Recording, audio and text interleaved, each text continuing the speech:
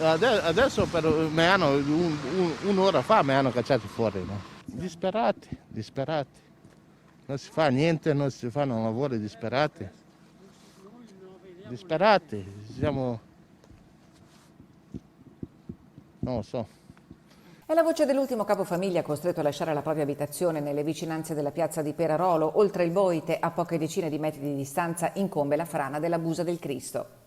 Mia figlia ha avuto una crisi isterica quando le ho detto che dovevamo uscire di nuovo di casa perché eravamo appena rientrati. Dopo 37 giorni, e questa è la quinta volta in 4 anni praticamente. Quella che vedete alle nostre spalle è la grande frana della Busa del Cristo. La prima volta si mosse nel 2000 e sono 20 anni che lascia con il fiato sospeso gli abitanti di Perarolo di Cadore. 2 giorni fa 3 famiglie sono state evacuate e questa mattina un altro nucleo familiare è stato fatto uscire da casa. La situazione evidentemente per queste persone è di assoluta preoccupazione ma anche di esasperazione.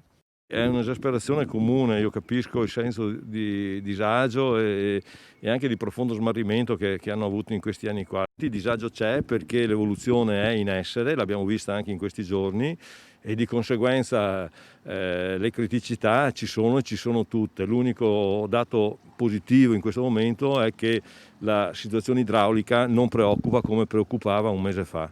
È delle scorse settimane una riunione programmata dall'assessore regionale Giampaolo Bottacin con gli esperti delle università di Firenze e di Padova per mettere mano una volta per tutte a un intervento risolutivo. E forse la luce in fondo al tunnel comincia a intravedersi, ma la colata inesorabile continua a muoversi anche sotto i nostri occhi. Ieri e l'altro ieri ci sono stati dei distacchi, ieri sera e l'altra sera ci sono stati dei distacchi sulla sinistra di quel mammellone ancora coperto dalla vegetazione. No? Infatti guardando si vedono anche gli alberi che non, dal punto di vista gravitazionale sono piegati.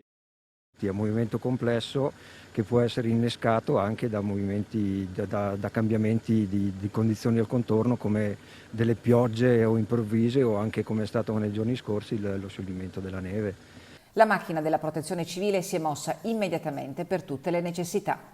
Io ho un problema doppio perché lavoro in casa, quindi io continuo ad avere un fermo della mia professione e tutti i problemi connessi. Il nostro compito per il momento è solo quello di arrivare sulla zona rossa, dare una mano alle persone a portare fuori i beni che hanno bisogno, di fare una cosa repentina, veloce, insomma, nel minor tempo possibile.